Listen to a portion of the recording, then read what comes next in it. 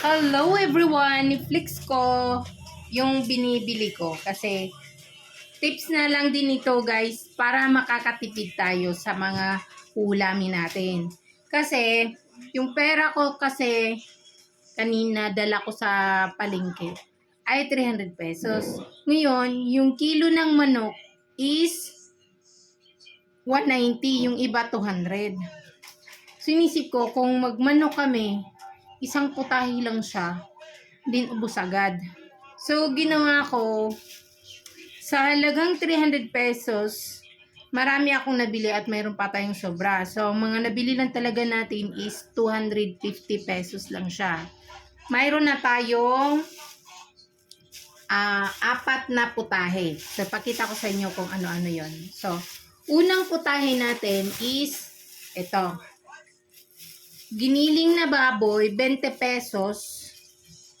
At 20 pesos na kalabasa. So, yung ihahalo nito guys, ano ito, gagadgarin mo siya. Gagadgarin mo siya para hindi maano ng bata na gulay siya. So, gagadgarin siya and then ihahalo yung giniling at harina. Yan, harina. So, itong harina is 10 piso. Pero itong 10 piso na harina, hindi ito maubos dito. So, kalahati lang dito yung mahalo mo. And then, pwede mo rin siyang haluan ng 2 itlog para mas masustansya pa siya at mas malasa pa siya. So, yan. Isang putahe yan. And then, meron tayong tahong. Ayan.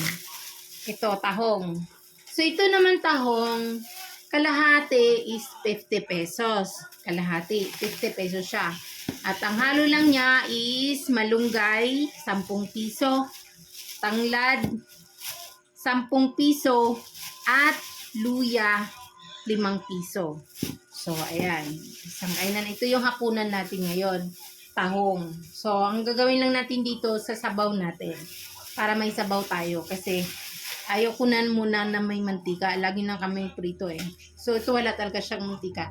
So, ano lang natin siya. Sabawin lang natin siya diretso. Ayaw ko na yung gisa-gisa. Hindi. So, ito lang. Lalaga ko lang siya. Hindi pagpulo, lalagyan siya ng panimpla at saka itong tanglad at luya at saka malunggay. Pangatlo is ito. Kukoy. Ano siya guys? Maliliit siya na mga sobrang liit na mga shrimp. Ayan, sobrang liit. Ayan, ayan siya. Ayan. Sobrang liit siya na mga shrimp. Ayan, hipon na maliliit. Ito naman din, 50 pesos din siya, kalahati. Pero alam nyo guys, pag naluluto mo siya, sobrang dami na. Kasi hahaluan mo pa siya ng harina. Yung kalahati dun sa harina para dun sa kalabasa. Ihahalo natin siya dito. Yung kalahati na harina. So, tig 5 piso lang na harina, pwede na siya. And then, lalagyan mo lang siya ng 2 itlog kasi meron naman akong itlog na stock. So, ayun na. Marami na siya pag naluluto siya, guys. Yun. Ihahalo mo lang siya, din lagyan mo siya ng paninka, din piprito mo siya ng ting-tingi. Halimbawa, para siyang hot cake. Ganun nakaluto. Para maluluto talaga yung lalim. So, napaka-masustansya din niya kasi fresh fresh hipon na maliliit. At walang tinik kasi maliliit lang siya. So, hindi siya mapapansin ng bata kapag kinakain siya. Ayan. So, 50 pesos. Diba? Then, next is ito. Yan. Tamban. So, ito din, ito, kalahati siya. Kalahating tamban. Ito. Ayan. Yan, kalahating tamban. So, ang gawin ko nito, kung hindi siya paksiw, is prito. Yun lang naman talaga yung masarap sa tamban.